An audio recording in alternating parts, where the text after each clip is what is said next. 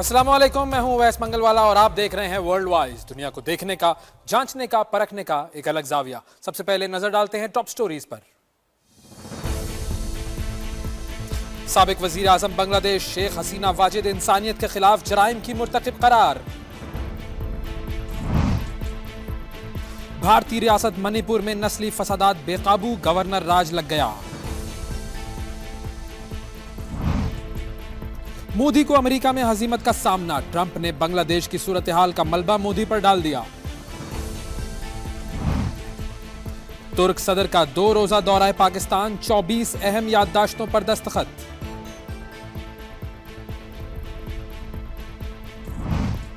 और पाकिस्तान ने भारत को बासमती चावल की आलमी मार्केट में शिकस्त दे दी।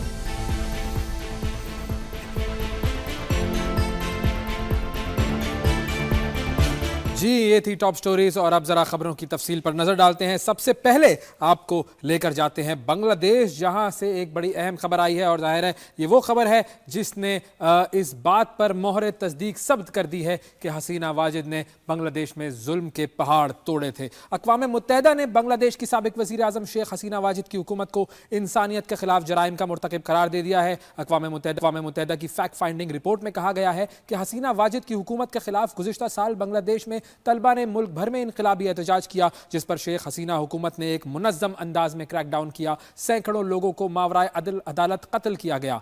गुज़िश्ता साल 1 जुलाई से 15 अगस्त तक बांग्लादेश में पेश आने वाले वाक़यात की छानबीन की गई और इस बुनियाद पर अक़वाम मुत्तहिदा के इंसानी हुकूक दफ्तर ने रिपोर्ट जारी करते हुए लिखा कि तफ्तीश साबित करती है कि शेख हसीना हुकूमत इंसानियत के खिलाफ जराइम, कत्ल, तशद्दुद, कैद बंद और बहुत से इंसानियत सोज इक़दामात में मुलव्विस रही है। रिपोर्ट में मजीद कहा गया है कि हुकूमत ने यह जराइम शेख हसीना की जमात अवामी लीग पार्टी के पुरतशद्दुद अनासिर के साथ मिलकर किए, जबकि बांग्लादेश की सिक्योरिटी और इंटेलिजेंस सर्विसेज भी इन सब इक़दामात में शामिल रहीं। मुल्क भर में होने वाले एक बड़े एहतजाज पर मनसूबा बंदी के तहत क्रैकडाउन किया गया और दीगर आम शहरियों को भी निशाना बनाया गया। ये इक़दामात शेख हसीना ने अपनी हुकूमत को बरकरार रखने के लिए किए थे। सबसे बड़ी बात ये, हुकूमत बरकरार रखने के लिए क्या क्या करते हैं ये लोग, ये है सबसे अहम चीज़। और अब अगली खबर की तरफ आपको लेकर चलते हैं और ये खबर है जी भारत से। और भारत में काफ़ी अरसे से मणिपुर का मामला चल रहा है, वहाँ फसादात चल रहे हैं और अब ये मामला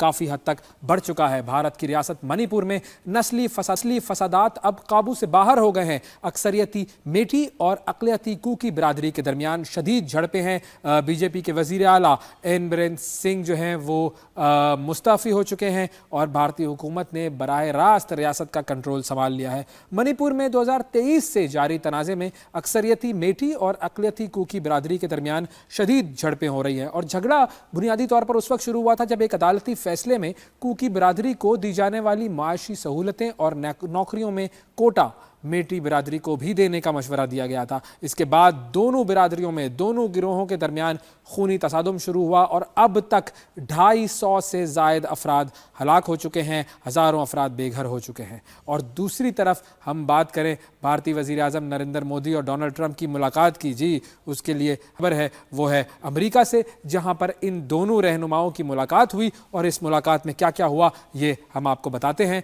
भारतीय वज़ीर आज़म नरेंद्र मोदी डोनाल्ड ट्रंप से मुलाकात के लिए अमेरिका पहुंचे और अमेरिका ने भारत को F-35 समेत कई अरब डॉलर का फौजी सामान देने का ऐलान किया है। इससे आप इन दोनों की सहनियत का अंदाज़ा लगाएं।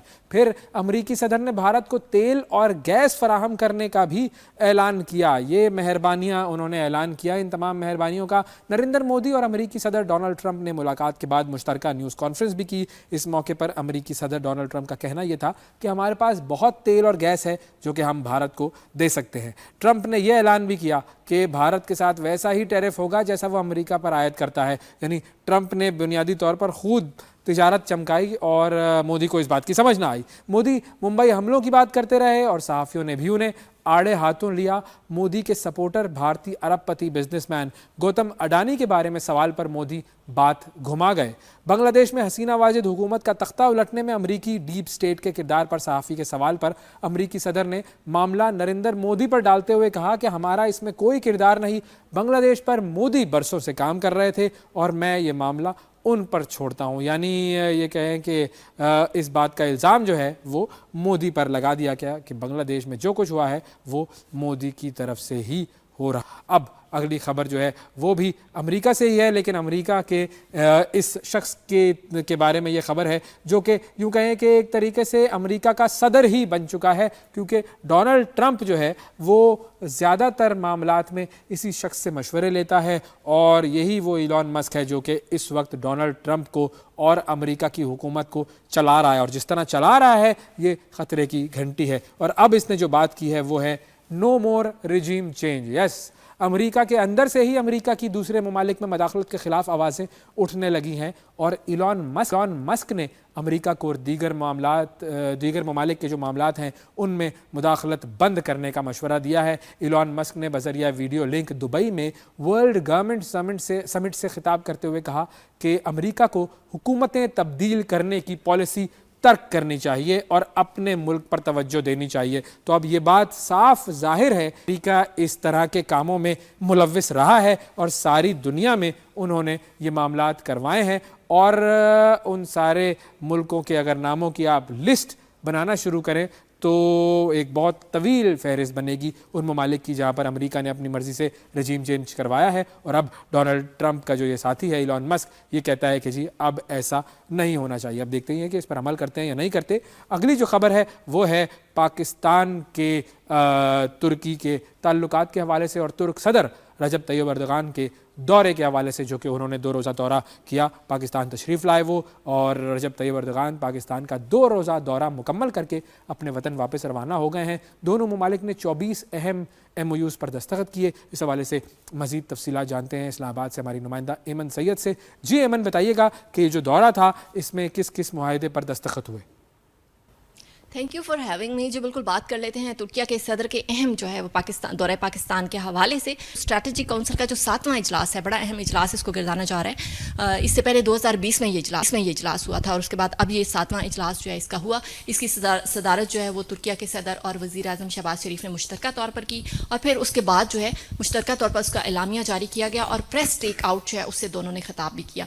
अगर हम मफामती यादाश्तों के हवाले से बात कर लें तो मजमूई तौर पर इस दौरे में 24 मफामती यादाश्तें हैं जिन पर दस्तखत मुश्तरका तौर पर किए गए, और अगर मुख्तलिफ शोबाजात हैं जिनमें तालीम है, सेहत है, ज़राअत है, सनत, सियाहत, IT, टेक्नोलॉजी, दिफा, सिक्योरिटी और बड़े अहम शोबाजात हैं जिनमें ताउन का इरादा जो है और मफामती यादाश्तों पर दस्तखत जो है और ताउन का इजहार जो है दोनों जानिब से किया गया है। बहुत शुक्रिया अदा करेंगे। एमन हमारे साथ मौजूद थी और हमें आगाह कर रही थी कि जो तुर्क सदर यहाँ पर आए तो किस किस मुफाहिमती याददाश्त पर दस्तखत हुए। 24 मुफाहिमती याददाश्तें हैं, और अगर तिजारत की बात की जाए तो बात ये हुई है कि हम जो अपना ट्रेड है वो 5 बिलियन तक लेकर जाएंगे। ये भी एक बहुत ज़बरदस्त ऐलान है। अच्छा जी, अगली खबर जो है वो बड़ी ज़बरदस्त खबर है, और पाकिस्तान इंडिया का मुकाबला जो है वो आपको पता है हर मैदान में चलता रहता है। क्रिकेट के मैदान में तो मुकाबला अभी होने जा रहा है, लेकिन एक मैदान है वो है चावल का मैदान, यानी कि बासमती चावल का मैदान। और बासमती चावल के मैदान में पाकिस्तान ने भारत को शिकस्त दे दी है। काफ़ी अरसे से मामला चल रहा था कि पाकिस्तान के बासमती चावल को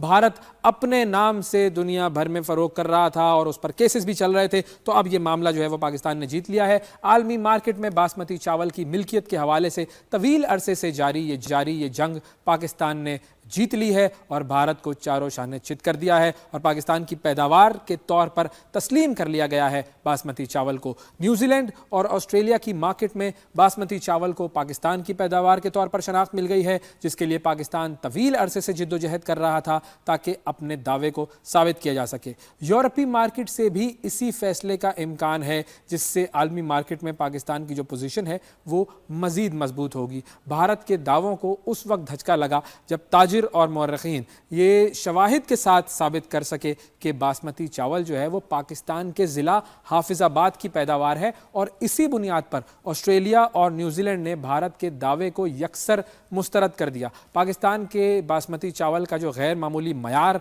और मुनासिब कीमत उससे आलमी मार्केट में फेवरेट बनाती है, और उसके नतीजे में पाकिस्तान की जो बासमती चावल की बरामद है वो $4 अरब तक पहुँच गई है, और चावल की जो $27 अरब की आलमी मार्केट है उसमें पाकिस्तान का एक बड़ा हिस्सा है। और भारत करता ये था कि पाकिस्तान को रीपैक करके दुबई वगैरह में उसको रीपैक किया और उसे जो है वो दूसरे ममालिक में पाकिस्तान के बजाय अपने नाम से फ़रोग करता था, और ये ही चीज़ जो थी पाकिस्तान को नुकसान पहुंचा रही थी, और अब पाकिस्तान ने ये केस जो है वो जीत लिया है। तो बड़ी पॉजिटिव खबर है कि आखिरकार ये चीज़ जो है वो सॉल्व हो गई है और ये मामला जो है वो अब सॉल्व हो चुका है। बासमती चावल पाकिस्तान का था, पाकिस्तान का है और पाकिस्तान का ही रहेगा। एक छोटा सा वक्फा लेते हैं, वक्फे के बाद दोबारा आपकी खिदमत में हाजिर होंगे। यह वर्ल्ड वाइज, हमारे साथ रहिएगा।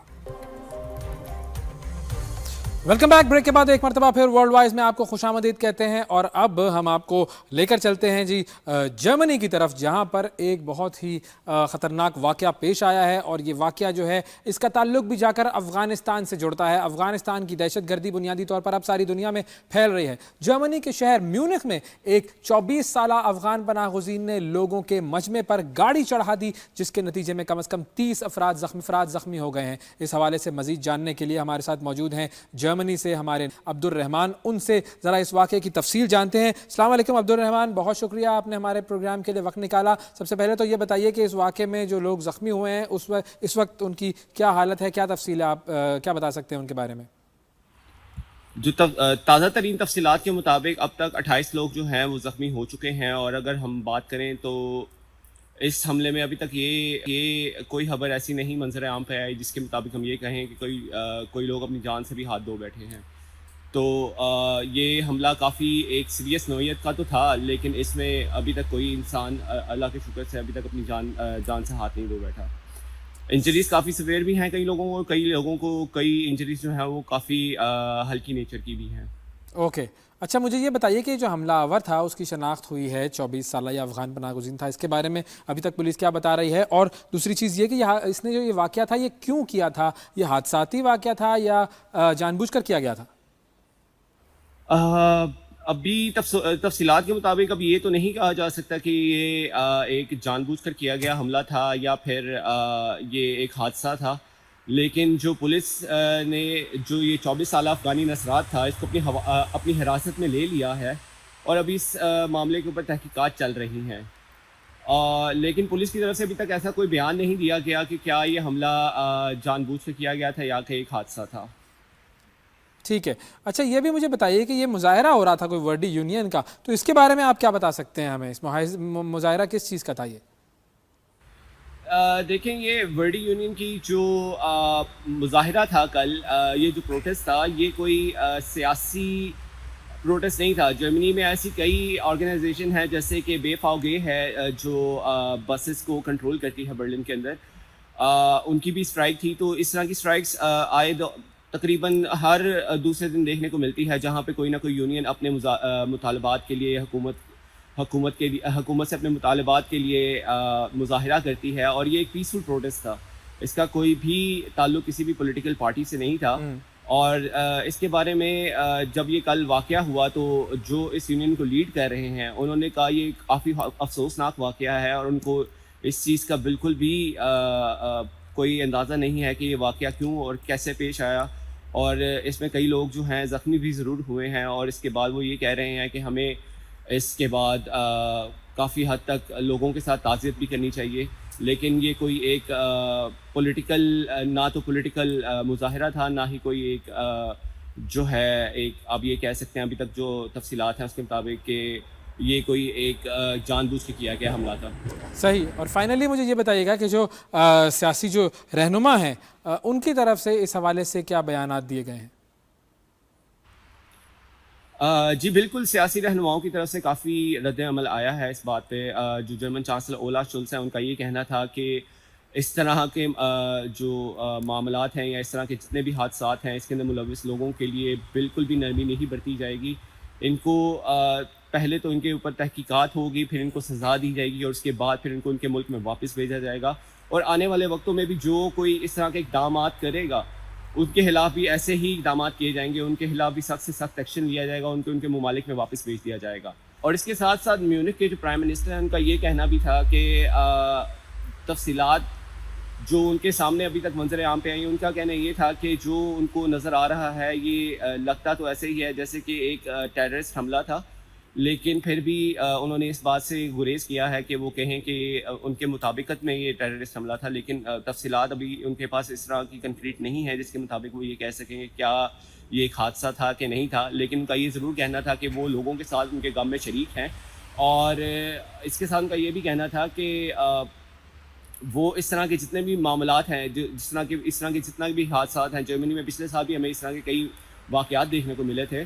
तो उन्होंने कहा था इस तरह के लोगों के साथ बिल्कुल भी नरमी नहीं बरती जानी चाहिए। जी। बहुत शुक्रिया अदा। मेहमान हमारे नुमाइंदे जर्मनी से हमारे साथ मौजूद थे और बात हो रही थी कि जर्मनी में किस तरह एक अफगान पनाहगज़ीन ने लोगों को ज़ख्मी कर दिया। नाजरीन, एक वक्फ़ा लेते हैं, वक्फ़े के बाद दोबारा आपकी खिदमत में हाजिर होते हैं। यह है वर्ल्ड वाइज।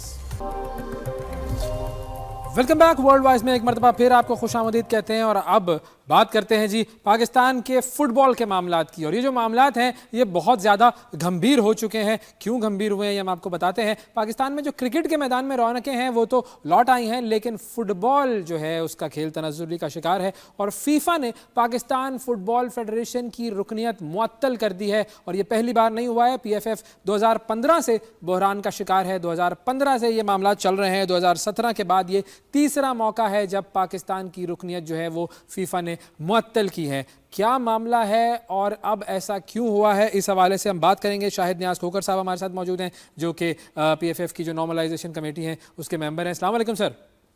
वालेकुम अस्सलाम अवैस साहब, आप खैरियत से? सर बहुत शुक्रिया आपने प्रोग्राम के लिए वक्त निकाला। सबसे पहले मुझे ये बताएं कि फीफा ने कुछ आइनी तरामीम करने के लिए कहा था पाकिस्तान फुटबॉल फेडरेशन को। हमने वो आइनी तरामीम क्यों नहीं की? क्यों हम पर यह बैन लगा दिया गया? ऐसा क्या करवाना चाह रहा था फीफा जो कि हम नहीं करना चाह रहे? अवैस साहब बहुत शुक्रिया। पहले तो मैं आपका शुक्रिया अदा करता हूँ, आपने मुझे मौका दिया।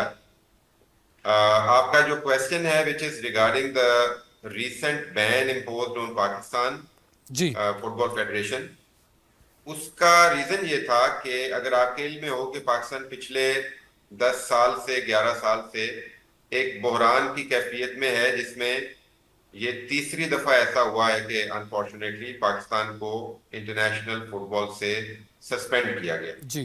तो this is suspension not a ban actually.